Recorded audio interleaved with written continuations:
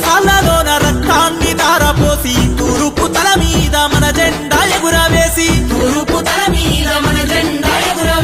సమరమే తమ అంతిమ లక్ష్యంగా సాగేను ముందుకు విప్లవ సేనలు